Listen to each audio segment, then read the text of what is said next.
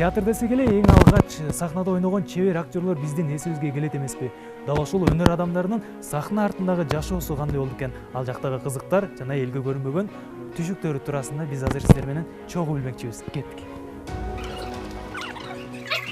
Құдай бұйырса сені тұшуыңды ошол жерден кесебиз. Анда эмесе мен барып тиги сүлөттүн камын көрөйүн, Көрдүңөрбү? Биздин Семетейде Сейдеште өнөр бар турбайбы? Кана мен кийиндирем, Көтүгүм бар.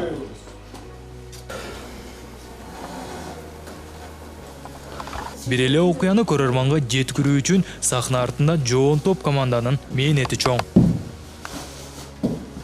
Ушул кандай? Шымдар менен отурду? Шымдар кеткен мон алас biraz кармагансак жок. Өтө деле окуйбузаган.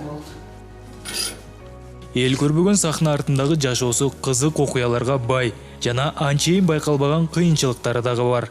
Азыр бир аздан кийин баштайбыз. Эмне болду? Бетиң кызарып атат. Давление болуп атасың десем, оң чыкпайт.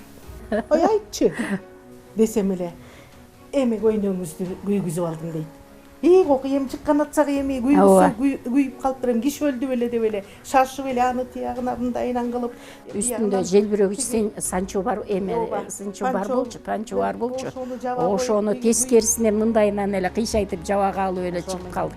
Ак кээде спектакль башталарына аз гана убакыт калып, же кызматкерлер жетишпей калганда, актерлор өздөрү кийим тандап, өздөрү гримденип алышат. Негизи мен өзүм грим да коем биякта. Баарына грим коем, бирөөнү жаш кылам, бирөөнү картаң кылам.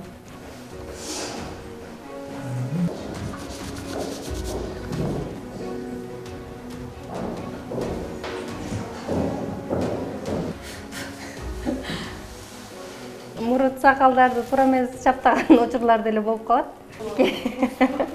Кээде биз ушинтип мурут клейлер чаптап бергенде сахнага чыккандан кийин актерлор тердейт да.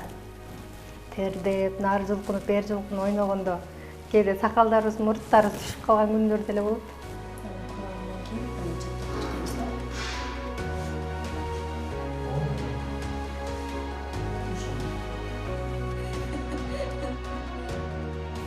Биздин образ даяр болду.